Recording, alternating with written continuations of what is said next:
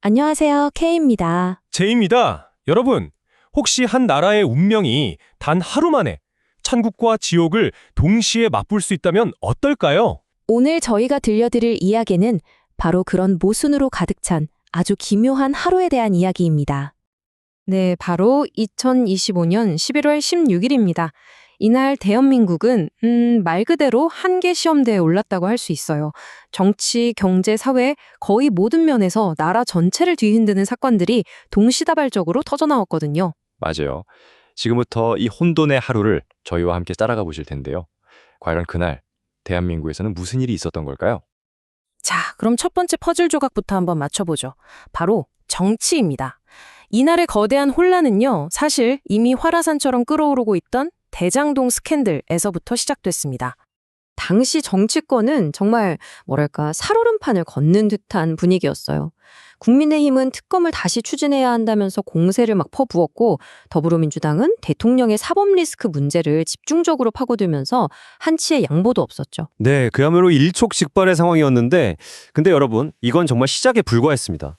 이 팽팽한 대립은 훨씬 더 충격적인 사건의 서막이었죠. 바로 이 사건입니다. 2025년 11월 16일 윤석열 대통령이 비상계엄 선포와 관련해서 내란죄 혐의로 전격 체포됩니다. 정말 상상만 해도 아찔한 소식이죠. 현직 대통령이 체포된다는 것 자체도 믿기 힘든 일인데 그 혐의가 다른 것도 아니고 바로 내란죄였다는 점. 이게 정말 충격적이었어요. 내란죄. 이게 그냥 보통 범죄가 아니잖아요. 말 그대로 나라의 근간을, 헌법 질서를 무너뜨리려는 시도에 적용되는 가장 무거운 범죄거든요. 대한민국 헌정사상 단 한 번도 없었던 일이 벌어진 겁니다. 그야말로 국가의 심장이 멎는 듯한 순간이었을 겁니다. 당연히 국제사회에도 발칵 뒤집혔죠. 특히 미국 백악관이 정말 이례적으로 아주 신속하게 입장을 내놨습니다. 한국 국민에 대한 지지를 확고히 한다. 이 짧은 한 문장이 당시 상황이 얼마나 심각했는지를 그냥 그대로 보여주는 거죠. 자, 그런데 여기서부터 이야기가 정말 기묘해집니다. 한쪽에서는 이렇게 나라가 뒤집어지는 정치적 대격변이 일어나고 있는데 바로 그 시각, 국가의 다른 한쪽에서는 완전히 다른 세상의 이야기가 펼쳐지고 있었습니다. 바로 경제 분야에서요. 네, 이게 정말 믿기지가 않는데 바로 그날 용산 대통령실에서는 한미 관세 협상이 타결된 걸 축하하고 있었어요. 심지어 주요 대기업 총수들까지 다 모아놓고 투자 확대를 논의하는 회의가 열렸죠. 국가 AI 산업의 성과를 발표하는 자리까지 마련됐고요. K.